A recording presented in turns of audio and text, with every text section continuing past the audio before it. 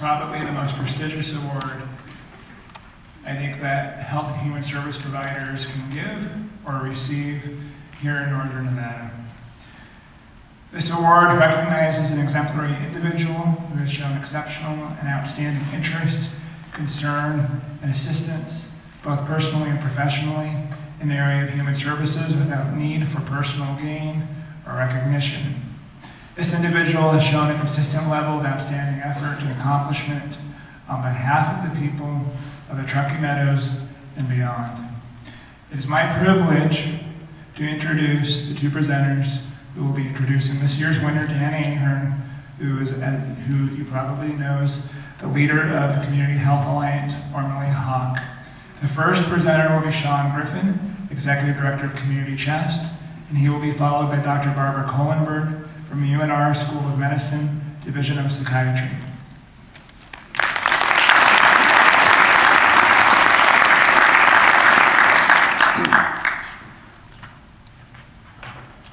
So I was all set to go until that last presentation. That wasn't part of the script.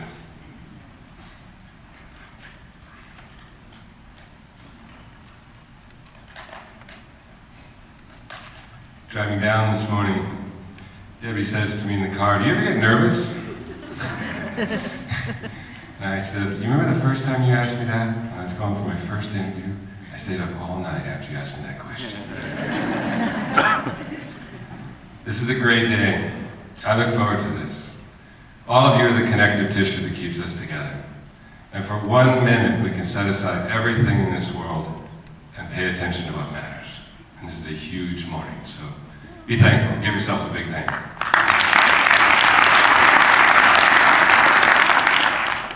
I want to thank my dear friend and colleague, Eric. As far as I'm concerned, he's been running Community Chest for many years.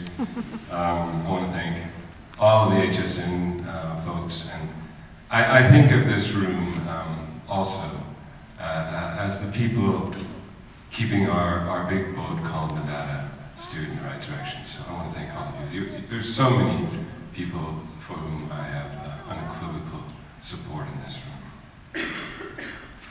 As you know, I was one of the individuals that nominated Dr. Dan Ahern for the Michael Callahan Humanitarian of the Year Award. He's a champion of all things healthcare, particularly for the underserved in the greater Northern Nevada region. As a former board member of what was then HAWK, and now the Executive Director of Community Health Alliance, he has overseen the expansion of the organization by nearly 100 employees and $7 million. That's a lot. It doubled the size and the budget of the organization. This was a result of the merger with St. Mary's Hospital. When St. Mary's was overtaken, their nonprofit programs were in danger of being left without a home. Dan and his board wisely stepped in to become their umbrella organization. This enabled low-cost dental care, veterans outreach, diabetes care, and the foundation itself to remain vital in this community. It also strengthened Community Health Alliance's ability to serve the underserved by expanding their network of programs in the greater Reno sparse community. Additionally, Dan sought to build local partnerships in Washoe County School District and Lyon County School District specifically to offer school-based health care, an idea that was essentially unthinkable 5 years ago. All of this expansion came at great risk. I sat in numerous board meetings as he told us how difficult it was to negotiate a Medicaid rate reimbursement from the state. It was extremely daunting, and he kept doing it. He kept doing it, and there wasn't anything forthcoming. Throughout this change, he has remained a committed servant of those who most need health care in our community, and for whom HAWK was initially founded. He has been a fearless leader on their behalf. Even after a successful medical practice of more than 3 decades, most of us get tired. He couldn't retire, but chose instead to step up to lead the organization when the founding director, Mike Rodolico, whom I'm sure many of you know, retired. I have been associated with HAWK and now CHA for more than 18 years. I see Sharon Nip here, who wrote the grant that provided us health care in our own community, which is amazing. Without Dan's leadership, it would not have survived this transition and this expansion. He leads the organization with a heart as big as any room I've been in, including this one, despite constant worry about federal, state, and local economic shortfalls. He knows the word yes is the key to building stronger health care in this region, and he has surrounded himself with some of the best minds to bring that belief into practice. Sometimes being an ED is lonely and wearisome. There is no clear horizon despite all of our best efforts to locate one. Dan's ability to stay focused on that thin line that provides health care, no matter what, is finally what makes him worthy of this distinction. On behalf of the thousands of patients who have come through the doors of Community Health Alliance, I am thrilled you are this year's Michael Callahan Award recipient.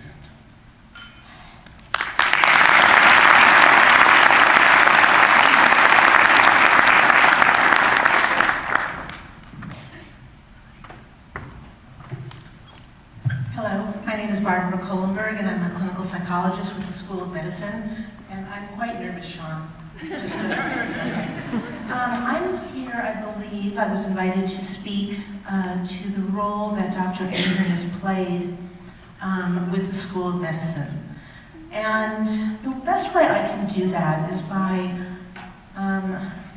bringing forth kind of a religious metaphor that I think cuts across many faiths. And that is that the only whole heart is a heart that's been broken. And what this means is that when your heart breaks, it allows for light to come in. And I believe that Dr. Dan Ahern is really about light. And I have been privileged to see how his light has touched many domains in the School of Medicine. Dr. Ahern has graciously and passionately lectured to my medical student class, our second year class. I teach psychiatry, and he has graciously come and inspired students to be sensitive to the notion of integrated care and treating every single patient with dignity and as a whole person with physical needs as well as emotional and psychiatric and psychological needs. He's been an inspiration to our students and has inspired students to do rotations at the Hawk Clinic. He's offered them all jobs when they graduate. We'll see what happens. I've also been privileged to see Dr. Ahern's light touch directly our Department of Psychiatry, where he has supported and funded positions for our child psychiatry fellows to work at the Hawk Clinic and provide psychiatric services to children who are suffering. Dr. Ahern's light has also touched, I believe, his staff, where he values giving his staff what they need to do this difficult work that can be draining and taxing. And he has invited me over time to work with some staff who are in the trenches to retain their vitality and passion and commitment to patient care. So this has been a real privilege for me to see. I also see Dr. Ahern as being, and in medicine we talk about this concept of an attending physician, and that means a physician that pays attention. He is a very present person, and he really pays attention. I've experienced that directly when I will call him at the last minute, because I'm kind of disorganized sometimes, and say, please come to an art exhibit, which includes graduating medical students. He says, okay. When I send him articles about poverty and health outcomes, or invite him to a lecture on poverty and health outcomes and what we can do in our community, his answer is, okay. It's very gratifying for me to experience that. So he is really an astounding and committed and passionate physician. He takes the notion of healing to every level. And when you really look at the word healer, it means to make whole. And I think he makes individuals whole, our community whole, his community whole. Because I'm a professor, I had to do a little research on this as well. So I asked a number of my colleagues if they had comments on Dr. Ahern. Across the board, people spoke about his passion, his commitment, his ability to make things happen. I think we are all aware of that. And I'm going to conclude by a statement by Dr. Schwenk, Tom Schwenk, who's the Dean of the Medical School.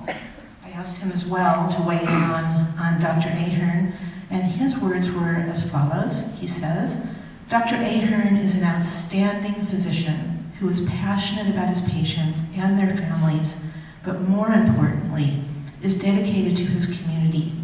Our community is more welcoming and healthier because of his work, and I agree.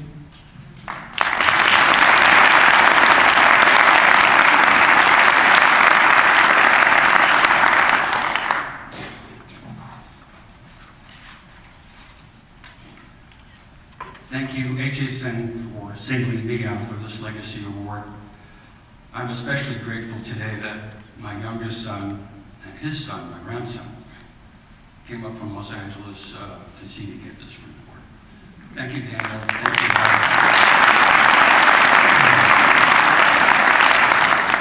I would like to accept this on behalf of Community Health Alliance, or CHA. Community Health Alliance is a family not of 100 anymore, but of 180 plus truly wonderful employees, each and every one of whom is dedicated to our mission of providing the highest possible quality of integrated health care at the lowest possible cost to anyone in need. We have a saying at Community Health Alliance that to work with us, one must have service tattooed in his or her left ventricle. Now, I've never done an ultrasound on the hearts of my folks, but I know by their commitment to the toughest job they'll ever love, borrowing that from Sergeant Schreiber, that these folks are inked in the right place. I thank my boss, the CHA Board of Directors, especially Johnny Pullman, who has overlooked my hopefully occasional lapses of excessive Irish spirit by promoting me for this honor and for saying such really nice things about me, even though they know me. Thank you, Sean, for those remarks. Thank you, Kevin, who couldn't be here today, for sponsoring me. And thank you, Barbara, for your more than generous remarks. A part of the mission statement of HSN stresses that it will be an advocate for good public policy, thus assuring the provision of quality human service, and that would, of course, include integrated medical and oral health care in the whole of Nevada. Donald Michael Callahan, after whom this award is named, was a passionate advocate for Nevada. Advocate. The word comes from the Latin vocatus, to speak, and ad, for. The advocate speaks on behalf of those who have little or no voice, the poor, the homeless, the marginalized. And I believe that all of us in this room are advocates for those who need it most. Nicholas Kristof, in a recent op-ed in the New York Times, cited a research study in which the subjects, when hooked up to neuroimaging machines and looked at photos of the poor and the homeless, often reacted as though they were seeing things and not people, suggesting that at least some of the time the reaction to the poor or the homeless is not empathy, not even sympathy, but revulsion. Now, it is certainly true that some of the poor are in that situation due to really irresponsible choices, continued drug use, criminality, even laziness, but we have a huge number of poor people, especially our children, who have done nothing wrong, living in poverty and homelessness. They didn't win in what Warren Buffett calls the ovarian lottery. Being poor isn't always, even often, due to not pulling oneself up by one's bootstraps. That's tough enough in and of itself, but nigh impossible if you don't have any boots to begin with. It's not always, or even often, due to the decision one makes. It's rather due to what Kristof called the inextricable mix of luck, biography, brain chemistry, and genetics. The lawyer and the law theorist Ronald Dworkin put it this way: we will only achieve true economic equality not when everyone has the same wealth, no matter what decision she or he has made in the course of his or her life, but when what one has depends only on those decisions, and not good or bad luck in health, accident, or inheritance. This does not negate personal responsibility, but instead puts it into context. As my sister Maria often counsels me, honey, it's complicated. Until that time comes, we need to continue to be advocates for those who have not had a voice to be heard, even if at times it seems as if we're crying in the wilderness. We all need to be humanitarians. That is, people devoted to advancing the welfare of everyone, of alleviating suffering, and promoting the dignity of all people, so that when we see the poor, the homeless, the marginalized, we see people and not things. And I believe that everyone in this room is a humanitarian. What we do matters, not just for the people for whom we do it, but also for ourselves. I am paraphrasing what Alfred Delp, the Jesuit priest who was executed by the Nazis, said. When through one person, a little more love and goodness, a little more light comes into the world, then that person's life has meaning. At CHA, we try to do our part of advocacy and being humanitarian by providing as best we can as totally integrated medical and oral health care as possible in the setting of a patient-centered medical home. That is, the patient is at the center of all that we do and is an integral part of his or her wellness care. As Don Berwick put it on behalf of the patient, nothing to me without me. And we do this through our 5 fixed health centers, one of which has 18 on-site dental laboratories, another devoted to the care of the homeless, another, the only medical facility so far in Story County. Our mobile dental vans providing seal-in treatments for school-aged children and restorative dental care for adults. The hospital dentistry program, mostly for children who, because of mental or behavioral issues, must be treated under anesthesia. Our Women, Infant, and Children, or WIC, Ronald McDonald operation, and our association with the wonderful, generous Northern Nevada Dental Health Program, and more recently, the Adoptive Vet Dental Program. 50 to 60% of the adults who come to us suffer from mental health, behavioral health, and/or substance abuse disorder, in addition to the usual suspects of high blood pressure, diabetes, chronic lung disease, etc. These have been made worse by lack of preventative care in the first place.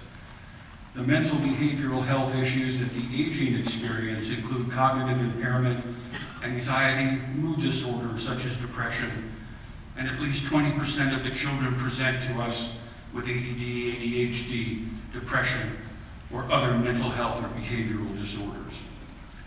Integrating those aspects of care, treating the whole person is our goal, and we certainly cannot do it alone. We have a wonderful collaborative relationship with UNR's School of Medicine, Dean Schwank, who has just been mentioned, the School of Psychology, Dr. Victoria Follett, that has helped us toward that goal by having other wonderful advocates and humanitarian partners such as Paul O'Connor's Washoe Legal Society and working with Bridges Out of Poverty. We try to address the multiple social determinants of disease.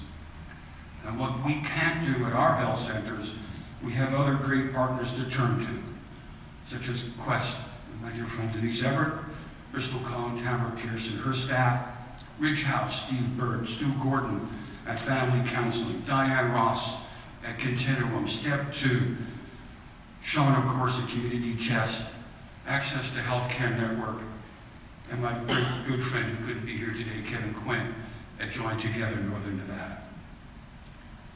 We would not be able to accomplish much of anything without the generous support of many, many wonderful people and foundations. And without negating the contribution of anyone, I would like especially to acknowledge the Redfield Foundation for their multiple years of support at Wells, at Sun Valley, and Neobo. Thank you, team. Thank you, team.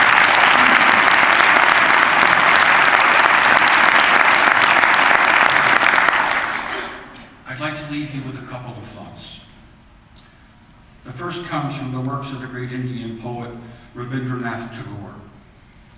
Tagore wrote, "I slept and I dreamt that life was joy. I awoke and I saw that life was service. I acted, and behold, service was joy." May we always be in the service of others, and at least some of the time be filled with joy.